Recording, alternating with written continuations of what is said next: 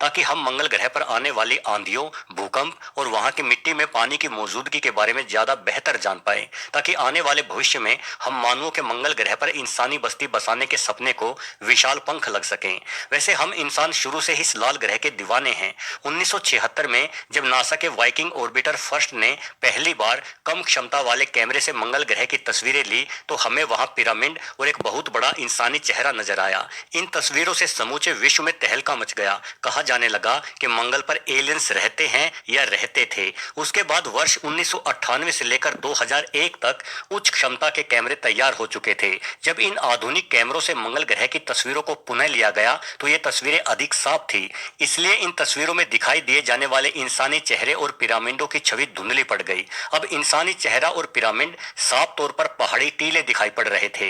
वैसे जो पिरामिड जैसी चट्टानें मंगल ग्रह पर दिखाई देती हैं वो सबके सब मिस्र के पिरामिडों की भांति ही एक लाइन में है। जब वैज्ञानिकों ने मंगल के इन चट्टान नुमा पिरामिडों की जांच गणित के सूत्रों से की तो उन्होंने पाया कि यह पिरामिड किसी पेंटागन की तरह ही बने हुए हैं। प्राकृतिक रूप से ऐसी संरचना का निर्माण होना संभव नहीं है। साथ ही नासा के दूसरे रोवर जैसे स्पिरिट और अपॉर्चुनिटी के द्वारा ली गई अनेकों तस्वीरों में भी मंगल की जमीन पर पत्थरों से बनी मूर्तियां, अनोखी मशीनें, विचित्र उभरी हुई आकृतियां, यहाँ तक कि धातुओं से बनी तस्वीरें भी नजर आती हैं। दोस्तों, हालांकि मंगल ग्रह पृथ्वी से छोटा है परंतु यह कुछ हद तक पृथ्वी के जैसा ही है। यहाँ के ध्रुवीय पोल भी पृथ्वी की ही तरह बर्फ से ढके हुए हैं। यहाँ कभी नदियों के बहने के चिन्ह भी दिखाई पड़ते हैं। हो सकता है किसी जमाने में मंगल ग्रह पर पानी और हवा दोनों ही पर्याप्त मात्रा में हुआ करते थे, परंतु लाखों सालों पहले घटित हुई किसी अनहोनी घटना से मंगल का खूबसूरत वातावरण नष्ट हो गया। नासा को खोजबीन के दौरान मंगल पर रेडियम, थोरियम और जेनॉन 129 जैसी रेडियो एक्टिव गैसों की मौजूदगी भी मिली है।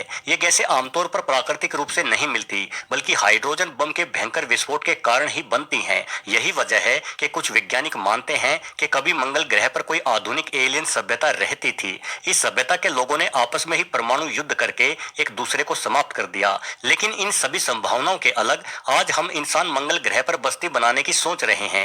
मंगल पर जाना मानवता के लिहाज से एक महान छलांग ही होगी। ये छलांग उन सभी धार्मिक ग्रंथों के अस्तित्व पर सबसे बड़ा सवाल होगा जिनके अनुसार ये पृथ्वी ही इस ब्रह्मांड का केंद्र है। सूर्य या चंद्रमा लगातार पृथ्वी की परिक्रमा करते हैं और पृथ्वी से बाहर सिर्फ जन्नत या नरक ही है जहां सिर्फ अपने अच्छे या बुरे कर्मों के आधार पर ही प्रवेश मिलता है। वास्तव में हम जान चुके हैं कि पृथ्वी ब्रह्मांड का केंद्र नहीं अपितु ब्रह्मांड की विशालता के हिसाब से तो पृथ्वी का अस्तित्व सिर्फ एक रेत के मामूली से कण के ही समान है और ब्रह्मांड में बरसती कोई भी आफत पल भर में ही इस पृथ्वी का खात्मा भी लगभग 24 घंटे का ही होता है।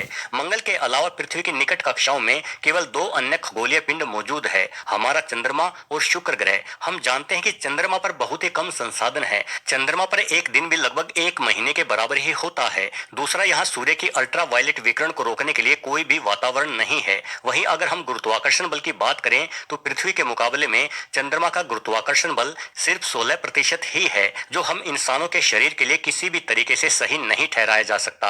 वहीं शुक्र ग्रह का तापमान 400 डिग्री सेल्सियस से भी अधिक है। यहाँ सल्फ्यूरिक एसिड की लगातार बारिश होती रहती है। यानी चंद्रमा और शुक्र ग्रह पर तो इंसानों का बसना किसी भी रूप में संभव नहीं है। कुछ वैज्ञानिक जीवन की संभावना के लिए शनि के उपग्रह टाइटन का भी जिक्र करते हैं। माना जाता है कि टाइटन पर पृथ्वी की ही तरह नदियां और समुद्र हैं, परंतु हमारे वैज्ञानिक बतलाते हैं कि इन नदियों में पानी नहीं बल्कि तरल मीथेन बहती है और यहाँ तापमान भी -170 डिग्री सेल्सियस ही रहता है। अतः यहाँ किसी भी सूरत में इंसान जीवित नहीं रह सकता।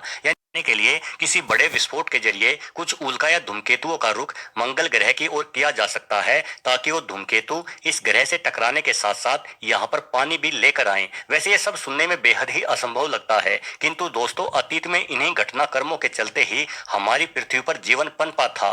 आज जो महासागर हमारी पृथ्वी पर मौजूद हैं उनमें पानी पृथ्वी से टकराते धूमकेतु ही लेकर आए थे।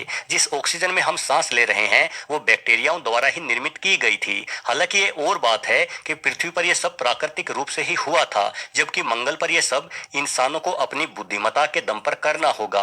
भले ही हम वर्तमान में ऐसा ना कर पाए, किंतु जिस तरह से मनुष्य आगे बढ़ रहा है उसे देखते हुए कहा जा सकता है कि भविष्य में एक दिन जरूर इंसान इस काबिल हो जाएगा जो मंगल जैसे किसी ग्रह को जीवन के अनुकूल बनाकर उस पर रह सके।